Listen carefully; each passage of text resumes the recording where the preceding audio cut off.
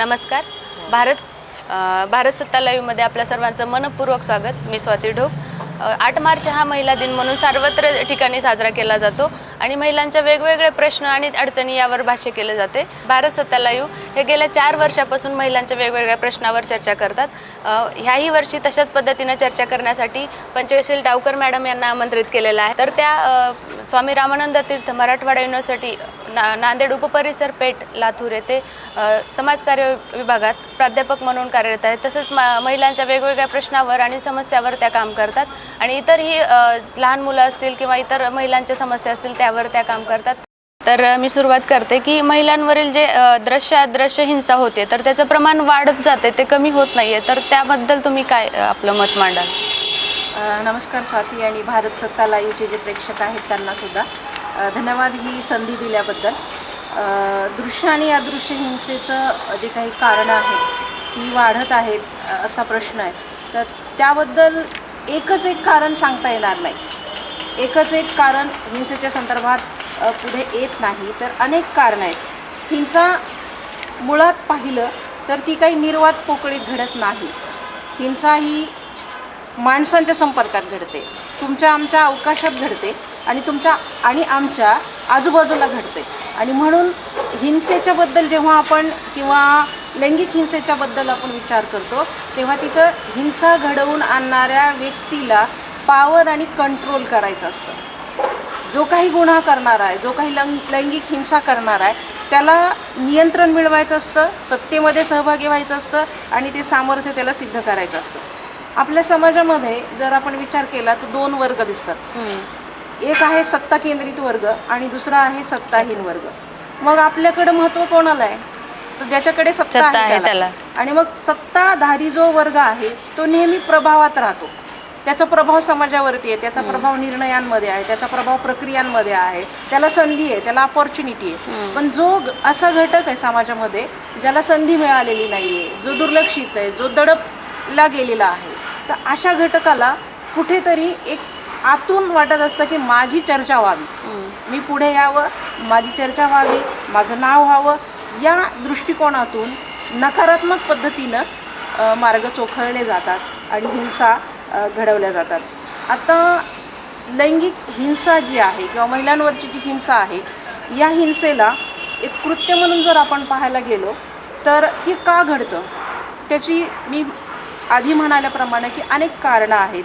तर एक असतं की तुमचं जडणघडण कोणत्या वातावरणात झाली आहे, तुम्ही कोणत्या मूल्यांसोबत जगलेले आहात, तुम्ही कोणत्या संस्कृतीमधून आलेले आहात, तुमचं सामाजिक जे काही वलय आहे ते कोणत्या प्रकारचं आहे, तुम्ही ज्या समाजात जगताय तो समाज कोणत्या प्रकारचा आहे, याचा प्रभाव तुमच्या व्यक्तिमत्व तुमचं घडवत असतो, त्याच्यावरती असतो.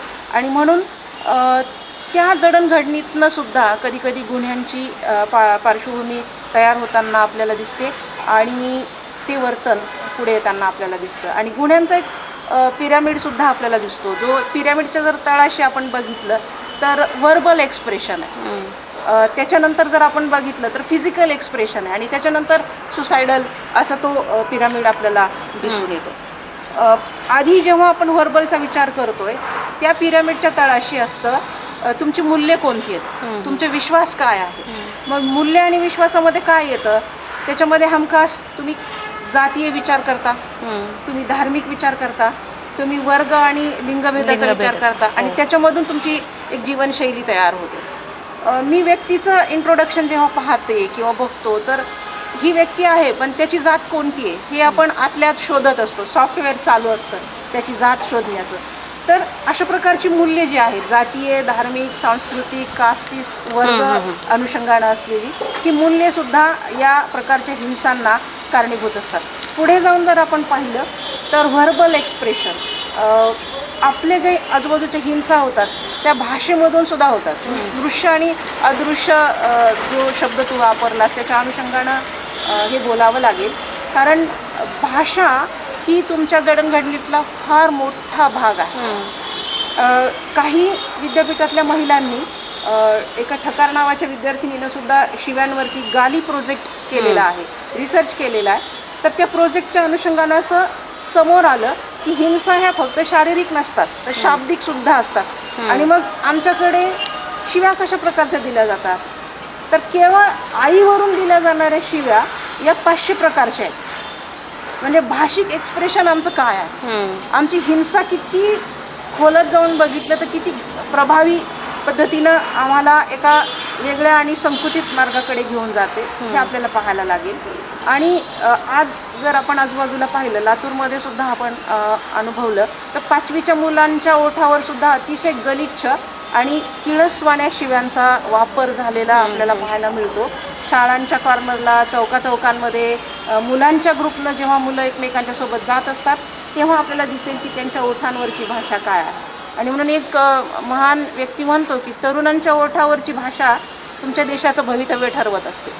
सो भाषिक एक्सप्रेशनसुद्धा कुठे ना कुठे हिंसेला कारणीभूत असतं असं मला वाटतं. त्यानंतर आहे फिजिकल आणि सुसायडलच्या ज्या गोष्टी आहेत त्या आधी सांगितल्याप्रमाणे माणसाची जडणघडण, त्या व्यक्तीची मूल्य, त्याला कोणत्या परिस्थितीत तो पुढे आलेला आहे, काय जगतोय याच्यावरती झालेला प्रभाव आणि त्यातून त्याचं दडपलं गेलेलं जे वातावरण आहे किंवा व्यक्तिमत्व आहे त्यातून अशा हिंसेचा जास्त प्रकार घडताना दिसतो. आणि एकच एक कारण नाही, आणखीन एक महत्त्वाचं कारण त्याच्यामागे आपल्याला सांगता येईल ते आहे पितृसत्तेचं. हिंसा जेव्हा घडते तेव्हा तुमच्या मनात, तुमच्या भावनात, तुमच्या अंतरंगात कुठल्या तरी विचारांचा प्रभाव असतो. मग लैंगिक हिंसा महिलांवरती जेव्हा केली जाते प्रामुख्यानं एका घटकाचा विचार करायचा झाला तर तिथे आपल्याला हे लक्षात घ्यावं लागेल की ही जी लैंगिक हिंसा आहे ती लैंगिक हिंसा ही तुमच्या दडपल्या गेलेल्या भावनांचं एक एक्सप्रेशन आहे. ओके, मग ती संधी तुम्ही शोधत असता पण ती नकारात्मक संधी आहे हे सांगायला उशीर झालेला असतो आणि त्याच्यातून अनेक घटक किंवा प्रकार घडे येतात. पितृसत्तेच्या बाबतीत एवढंच आपल्याला म्हणता येईल की माझं नियंत्रण राहावं, पुरुष म्हणून माझी सत्ता राहावी आणि माझ्या नियंत्रणात सर्व गोष्टी असाव्यात. खास करून महिलांच्या योनीवरचं नियंत्रण पुरुष सत्तेत जास्त केंद्रस्थानी आहे हे आपल्याला मान्य करावं लागेल. कायद्याप्रमाणे स्त्री पुरुष समानता आली आहे, परंतु खरंच ती समाजामध्ये रुजली आहे का याबद्दल आपलं मत काय? आणि स्त्री पुरुष समानता आणण्यासाठी बालवर्गापासूनच कशा पद्धतीने जागरूकता केली पाहिजे याबद्दल आपलं मत काय? खरं आहे, कायद्यानं समानता आणली आहे. कागदोपत्री डॉक्युमेंटवर, पाट्यांवर, सूचनांवरती समानता आपल्याला दिसते. म्हणजे रस्त्यावरती जरी गेलात तुम्ही तर स्लोगनसुद्धा इक्वॅलिटीचे तुम्हाला पाहायला मिळतील. शाळेच्या वॉलवरती गेलात तर तिथेही तुम्हाला समानतेचे चित्र दिसतील. कोणत्याही ऑफिसेसमध्ये तुम्ही गेलात तर तिथे इक्वॅलिटीचे बोर्ड तुम्हाला दिसतील.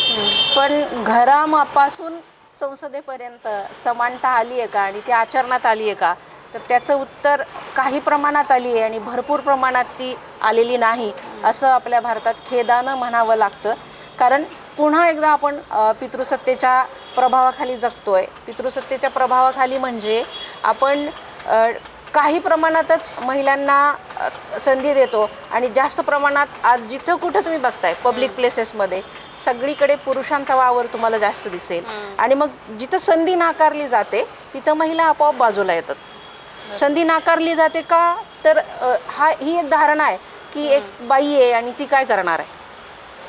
म्हणजे बाईच्या क्षमतेवरती मुळातच साशंक अशी व्यवस्था आहे इथली आणि ती पितृसत्तेला पूरक आहे. ती काय करणार आहे, ती काय करू शकणार नाही आहे. आणि दुसरी महत्त्वाची गोष्ट, सत्तेचे सूत्र, निर्णयाचे सूत्र हे अजूनही पुरुषांच्या हातात आहे. खूप कमी प्रॅक्टिसेसमध्ये महिला अशा आहेत ज्यांच्याकडे नियंत्रण आहे, सत्ता आहे, अधिकार आहेत किंवा त्या स्वतःचे निर्णय स्वतः घेतात. आणि महत्त्वाचं म्हणजे लॅक ऑफ लिडरशिप. मुळात तुम्हाला महिलांना महत्त्वाच्या ज्या संधी आहेत त्या संधीपर्यंत आणलं जात नाही किंवा महिलाही तशा प्रकारे प्रयत्न करत नाहीत. जगभरामध्ये आपण जर उदाहरणं पाहिली तर आत्ता कुठे विकसित राष्ट्रांमध्ये महिलांचं लिडरशिपचं जे काही प्रकटीकरण आहे ते दिसू लागलेलं आहे किंवा त्या लिडरशिपमध्ये येत आहेत.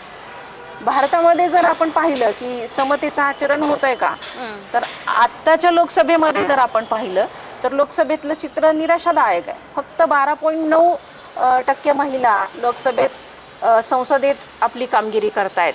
म्हणजे दोन्ही सभागृहामध्ये जर पाहिलं तर मग 188 मध्ये एवढं प्रमाण जे काही आहे महिलांच्या नेतृत्वाचं ते खूप उणीव निर्माण करणारं आहे. आणि म्हणून संसदेत, विधानसभा, विधान परिषदेमध्ये महिलांचं प्रतिनिधित्व अधिक वाढलं पाहिजे. त्यांच्या क्षमतेवर विश्वास ठेवणाऱ्या प्रॅक्टिसेस झाल्या पाहिजेत. संधी दिली पाहिजे. काही वेळा त्यांच्याकडनं चुका होतील, पण त्या चुकांना दुरुस्त करत प्रशिक्षित करण्याचं कामसुद्धा आपलंच आहे. तरच समतेचा जो काही रथ आहे, ज्याला आपण रथ म्हणतो, दोन चाकं म्हणतो स्त्री पुरुषांना, ते अगदी समांतर पद्धतीने चालतील. आणखीन एक महत्त्वाचं कारण त्याच्यात हे आहे की आपल्याकडे भरपूर मोठ्या प्रमाणामध्ये दारिद्र्य आहे. दारिद्र्याचा थेट परिणाम महिलांच्या वरती होतो. आणि मग जसं पाण्याचा संदर्भ स्त्रीशी जास्त आहे, तसा दारिद्र्याचा संदर्भ सुद्धा पुन्हा स्त्रीशी जास्त आहे. आणि म्हणून दारिद्र्य जिथं आहे तिथं आर्थिक संधी नाकारल्या जातात. आणि जिथं आर्थिक संधी नाकारल्या जातात तिथं बाईचा किंवा महिलेचा आवाज दाबला जातो. आणि पुन्हा तोच प्रश्न येतो की हिला काय कळतं. म्हणजे क्षमता असूनही तिचा आत्मविश्वास कमी करण्याची यंत्रणा आपल्याकडे आपोआप राबवली जाते किंवा ती ॲक्टिवेट होते. नंतर आहे कामाच्या ठिकाणी असमान वागणूक किंवा भेदभाव केला जातो. कामाच्या ठिकाणी असमान वागणूक किंवा भेदभाव म्हणजे काय, तर अनेक ठिकाणी विशाखा समिती आहेत, पण किती महिलांना माहिती असतं की विशाखा समितीच्या अध्यक्षांना जाऊन भेटलं पाहिजे, तक्रार झाली तर त्यांना आपण लेखी तक्रार दिली पाहिजे, किंवा कार्यालयात आपल्यासोबत अपमानजनक वागणूक होत आहे तर त्याचा आपण वापर केला पाहिजे. सुशिक्षित वेल एज्युकेटेड महिला सुद्धा ह्याचा वापर करत नाहीत. म्हणजे विशाखा गाईडलाईन्सचा जर आपण विचार घेतला तर म्हणजे आणि नंतरची महत्त्वाची गोष्ट आहे, अजूनही भारतात 61% महिला ह्या कामगार किंवा लेबर म्हणून काम करतात, श्रमिक आहेत, मजूर म्हणून काम करतात. म्हणजे ज्या महिला 12th पास आहेत, ग्रॅज्युएट आहेत, पोस्ट ग्रॅज्युएट आहेत, संधी अभावी त्या मजुरांचं काम करतायत. म्हणजे ते कमी प्रतिष्ठेचं असं मला म्हणायचं नाही, पण ज्या क्षमता आहेत त्या क्षमतांना न्याय देणारी संधी महिलांना दिली जात नाही, ती संधी नाकारली जाते. आणि मग ती संधी जर नाकारली जात असेल तर निश्चितपणे महिला ह्या सेवेच्या आणि अनपेड वर्कमध्ये ढकलल्या जातात. अनपेड वर्क म्हणजे काय, तर मुलांची काळजी घेणं, घरी थांबणं, कपडे धुणं, मूल सांभाळणं, सर्व गोष्टी म्हणजे भांडी चमकावणं, ह्याला कुणी पैसे देत नाही ना. पण परत पुन्हा कामावरून आलेला पुरुष हेच विचारतो की तू काय केलंस दिवसभर, तू काय केलं. म्हणजे संधी नाकारली जाते, अनपेड वर्कमध्ये ढकललं जातं, सर्व्हिसेस वाढवल्या जातात, काळजी आणि सेवांच्या कामांना महिलांना वाहून घ्यावं लागतं. ही त्यातली अनेक कारणं आहेत. दुसरा बाजू याची पाहायला गेलं तर बालविवाह आहेत आपल्याकडे, सांस्कृतिक, धार्मिक अनेक कारणं आहेत ज्याच्या माध्यमातून सुद्धा समानता आपल्याकडे आचरणात आलेली दिसत नाही किंवा ती प्रॅक्टिसमध्ये आलेली दिसत नाही. असंख्य पोटेन्शियल असलेल्या महिला यांचा अर्धवट शिक्षण राहतं, लग्न लवकर केलं जातं आपल्याकडे, किंवा खूप सुंदर दिसते हे सुद्धा एक कारण असतं लग्न लवकर करण्याचं, की लोकांची नजर न लागो किंवा मूल हातचं जाऊ नये ही भीती पालकांना असते. आणि त्या पोटी सुद्धा अनेक महिलांची शिक्षण अर्धवट राहतात.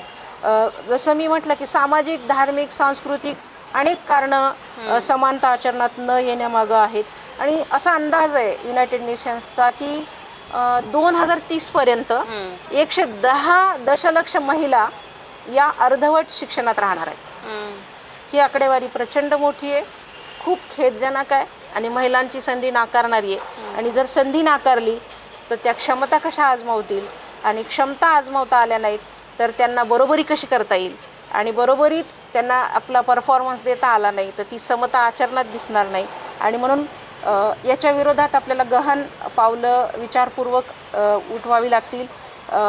महिला विरोधी होणारे हिंसा थांबवाव्या लागतील, कायद्यातील पळवाटा बंद कराव्या लागतील. आणि सर्वात मुख्य म्हणजे महिलांना स्वतःला ठरवावं लागेल की मला संधी घ्यायची आहे, माझ्या क्षमतांचा मला वापर करायचा आहे.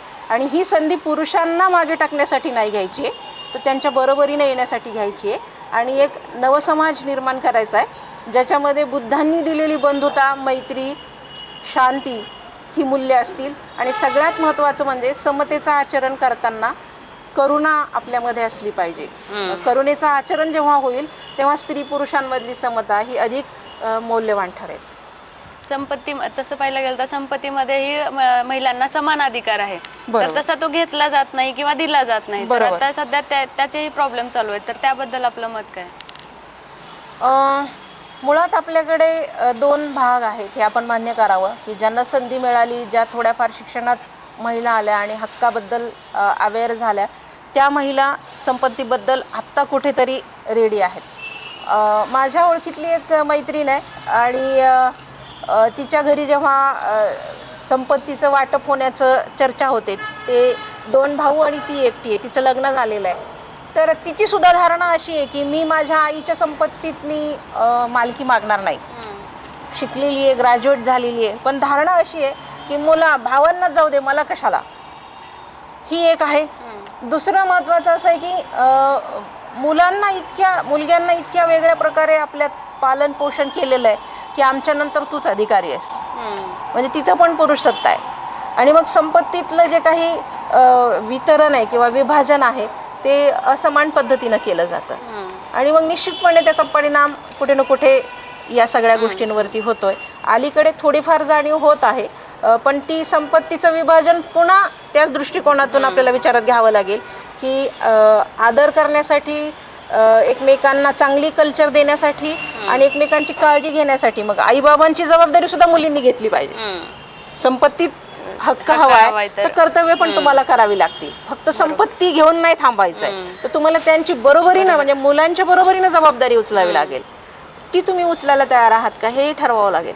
खूप जणी आता पुढे येत आहेत, फक्त आपल्याच आईवडिलांची काळजी नाही घेतली पाहिजे, तर आपला जो पार्टनर आहे त्याच्या आईवडिलांची सुद्धा आपल्याला काळजी घ्यावी लागेल. त्या अर्थानं हे विभाजन बघावं लागेल, तर ते समतेचं विभाजन असेल.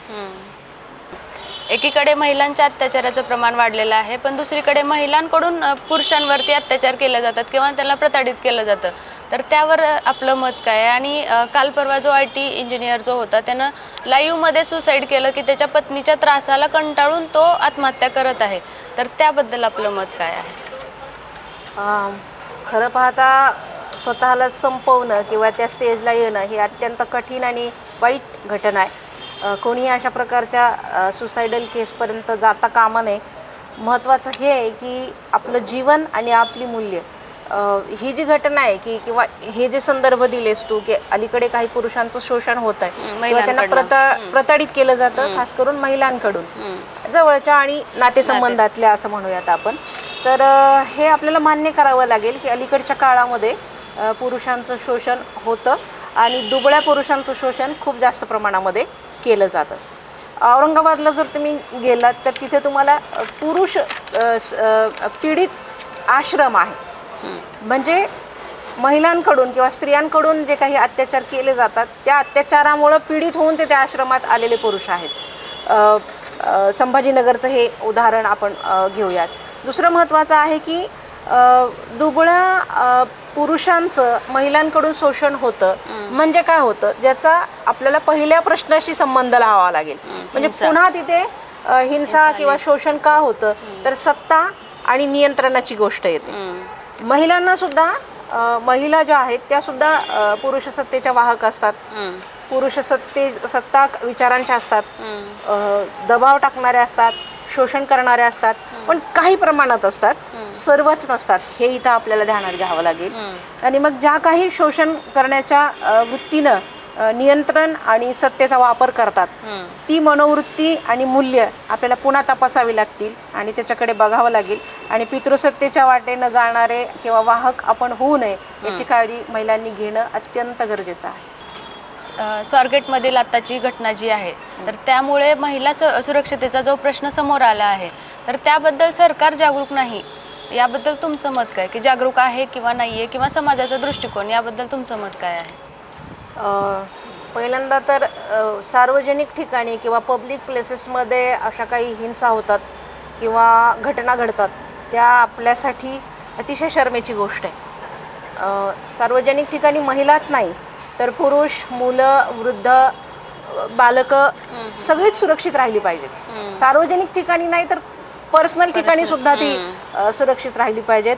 पहिली मूल्य म्हणून आपल्याला ही गोष्ट स्वीकारावी लागेल. दुसरं महत्त्वाचं कारण आपण लक्षात घेतलं पाहिजे की अशा घटना घडत असताना सरकार निश्चित जबाबदार आहे. कारण त्या यंत्रणा आणि परिवहन महामंडळाकडे ही जबाबदारी असायला पाहिजे की त्यांच्या एरियात असं कृत्य घडतंय तर त्यांनी सुरक्षा यंत्रणा वाढवायला हवी होती. परिवहन महामंडळाची ती पहिली जबाबदारी होती. नंतर आपण जर पाहायला गेलं पब्लिक प्लेसेसच्या दृष्टिकोनातून तर जगामध्ये जर आजचा रेशो बघितला तर न्यूझीलंड हा एकमेव राष्ट्र आहे ज्याच्यामध्ये कोणतीही महिला सुरक्षितरित्या प्रवास करू शकते, सोलो ट्रिप काढू शकते, जगभरात प्रवास करू शकते, तिला सुरक्षित जाता येतं आणि येताही येतं. त्यानंतर डेन्मार्क आहे किंवा फिनलंड आहे, जपान आहे. जपानमध्ये तर महिलांच्या विरोधात लैंगिक हिंसेचं प्रमाण अत्यल्प आहे, 0.9 वगैरे आहे. आणि म्हणजे या सगळ्या दृष्टिकोनातून जर आपण पाहायला गेलं तर आपला समाज, आपल्या समाजामधली सुव्यवस्था, आपली मूल्य, आपल्या कायद्याच्या अंमलबजावणी आणि ती प्रभावी अंमलबजावणी होते का हे सुद्धा आपल्याला पाहावं लागेल.